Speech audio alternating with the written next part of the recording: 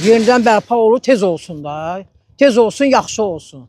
Cəmaət biz nasosla yaşayırıq da, biz Sumqayıta getməyək, Bakıya getməyək. Gələ bura öz больницamıza da. Bu xəstəxanaya gələ, burada müalicə olaq.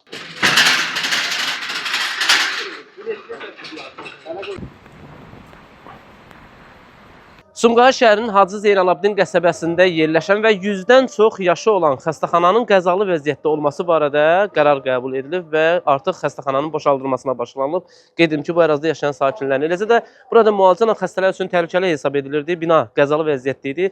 Artıq müəyyən və aidiyyəti qurumlar tərəfindən qərar verilib ki, xəstəxana boşaldılsın.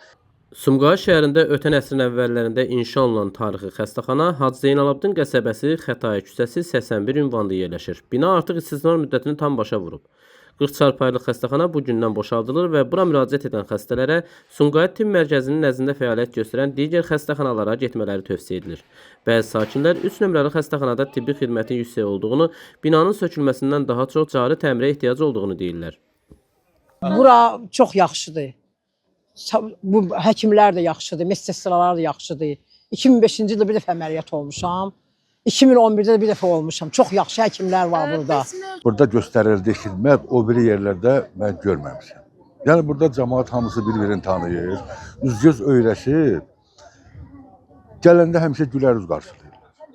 Yəni sənəd hazırlamasında, həkimlərin dəqiq müayinə aparılmasında, bu tövsiyəsində həmişə biz razılıq edirik.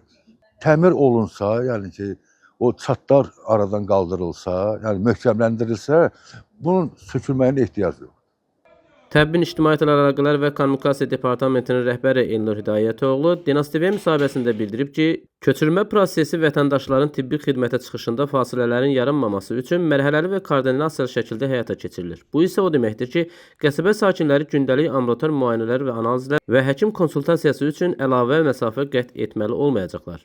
Sumqayıt şəhəri Hacı Zeynalabdin qəsəbəsində yerləşən 1916-cı ildə inşa olunmuş tarixi tikilinin bir sıra konstruktiv elementlərində uzun müddətli istismar nəticəsində aşınma halları müşahidə olunub.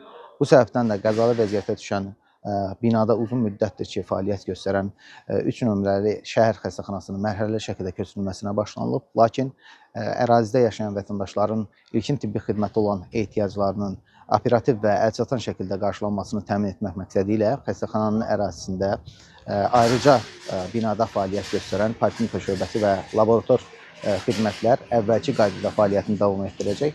Görülən bu tədbirlər, həyata keçirilən bu işlər səhiyyə infrastrukturunun yenilənməsi, tibbi xidmətlərin keyfiyyətinin artırılması və əlbəttə ki, vətəndaş məmnunluğunun təmin olunmasına xidmət edir.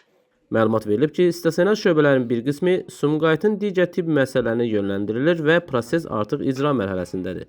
Bu addım həm də xəstələrin təhlükəsinin təmin olunması, həm də tibbi xidmətə fasiləsiz təşkili baxımından vacib hesab edilir. 3 nömrəli şəhər xəstəxanası hazırda təbbin tabeliyində fəaliyyət göstərən rəsmi tibb müəssisələrinin siyahısında yer alır. Hazırki prosesin növbəti mərhələsində ərazidə yeni, daha müasir və təhlükəsiz səhiyyə müəssisələrinin yaradılması gözlənilir. Bununla da Hacı Zeynalabdin qəsəbəsinin sakinləri uzun illərdən sonra daha keyfiyyətli tibbi xidmət almaq imkanına qovuşacaqlar. Nizami Rəsulov xüsusi olaraq Dinas TV üçün.